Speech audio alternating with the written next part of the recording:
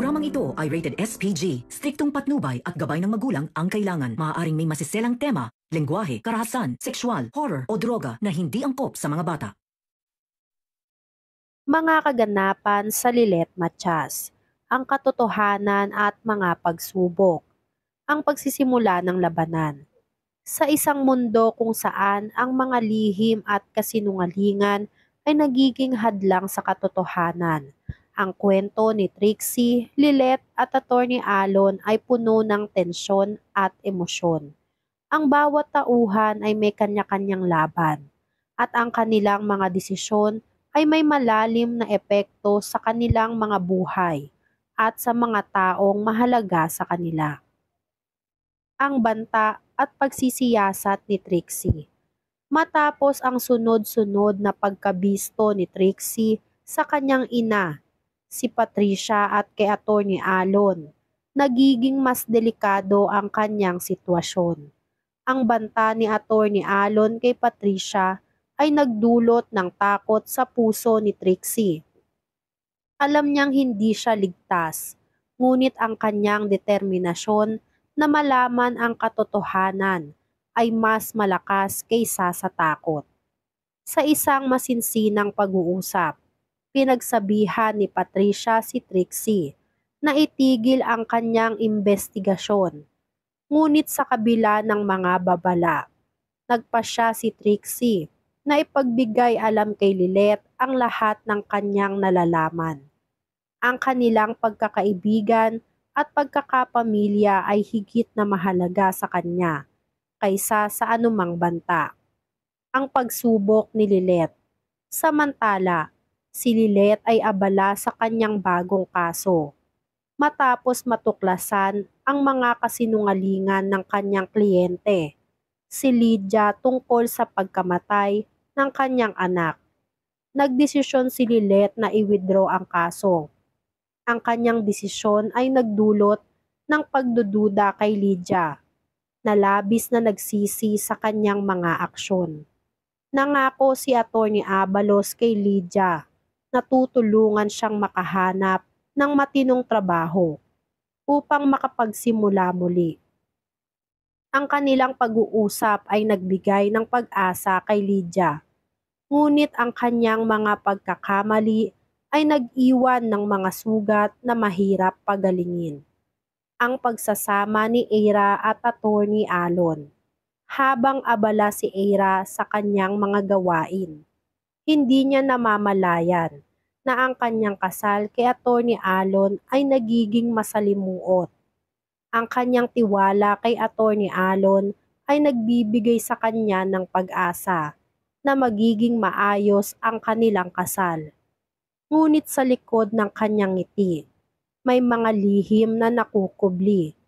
Si Attorney Alon sa kanyang pagnanais na makabayad sa kanyang mga utang, ay nagdesisyon na gamitin ang pera na ibinigay ni Eira para sa kanilang kasal.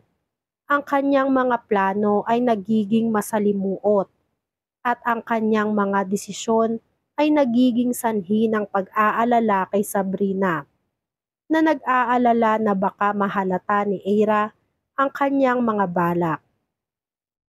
Ang pagtatagpo sa Keystone. Sa isang restaurant, naganap ang isang mahalagang pagtitipon. Dito nagkita si Attorney Alon at ang kanyang pinagkakautangang si Arsenal. Habang nag-uusap, napansin ni Lilet at Kurt ang pag-abot ni Attorney Alon ng malaking halaga ng pera kay Arsenal. Ang kanilang pagdududa ay nag-udyok sa kanila na alamin ang tunay na dahilan ng transaksyon. Habang nag-uusap si Attorney Alon at Arsenal, nagbigay si Arsenal ng ultimatum kay Attorney Alon. Kung hindi niya mababayaran ang kanyang utang, may mga seryosong kahihinatnan. Ang tensyon sa pagitan ng dalawa ay nagbigay diin sa panganib na kinakaharap ni Attorney Alon. Ang pagsisisi at pagsisiwalat ng katotohanan. Habang nag-uusap si Lilet at Kurt, nagpasya silang kumilos. Nais nilang malaman kung ano ang tunay na nangyayari sa pagitan ni Atty. Alon at Arsenal. Sa kanilang paglapit, nagtanong sila kay Atty. Alon tungkol sa kanyang mga transaksyon. Si Atty. Alon sa kabila ng kanyang takot na mabuking ay nagbigay ng mga palusot. Sinabi niyang ang pera ay para sa kanilang kasal at hindi para sa utang. Ngunit sa likod ng kanyang mga salita, may mga palatandaan na hindi siya tapat. Ang pagsisiwalat ng katotohanan kay Eira habang ang mga pangyayari ay umuusad.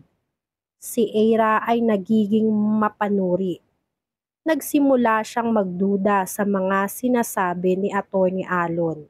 Sa kanyang pag-iimbestiga, natuklasan niya ang mga transaksyon na hindi tugma sa mga sinasabi ng kanyang fiancé. Ang kanyang puso ay naguguluhan at ang tiwala sa kanyang ibinigay ay unti-unting nawawala. Sa isang pagkakataon, nagdesisyon si Eira na harapin si Atty. Alon. Sa isang emosyonal na pag-uusap, tinanong niya ito tungkol sa tunay na dahilan ng kanyang mga pinagdaraanan. Ang mga tanong ni Eira ay nagbigay diin sa mga pagkukulang ni Atty. Alon. At sa huli, napilitan itong umamin ng kanyang mga pagkakamali.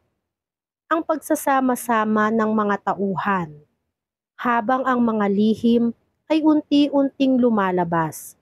Nagpasya si Trixie na ipaalam kay Lilet ang lahat ng kanyang nalalaman tungkol kay Atty. Alon at Patricia. Ang kanilang pagkakaibigan ay nagbigay ng lakas sa bawat isa upang harapin ang mga pagsubok. Sa kanilang pag-uusap, nagpasya silang magsanib puwersa upang ipaglaban ang katotohanan at protektahan ang kanilang pamilya. Ang pagsasara ng mga kabanata. Sa huli, ang kwento ng Lilet, Matya sa Atty. Atlo ay nagbigay diin sa halaga ng katotohanan at tiwala sa isang relasyon. Ang mga pagsubok sa kanilang hinarap ay nagpatibay sa kanilang pagkakaibigan at pamilya. Sa kabila ng mga hamon, natutunan nilang ang pagmamahal at pagkakaunawaan ay mahalaga sa pagbuo ng isang matibay na pundasyon.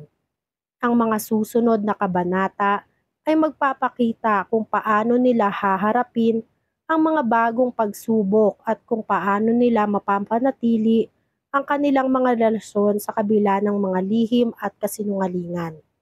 Ang kwento ng Lilet Matya sa Atty. Atlo ay isang paalala na sa kabila ng mga pagsubok, ang katotohanan at pagmamahal ay laging mananaig. Yan nga ang mga kaganapan at mga dapat nating abangan dito sa Lilet Matyas. Kung gusto nyo pa ng mga ganitong klaseng video ay mag-subscribe at i-like itong video na to. Maraming salamat po.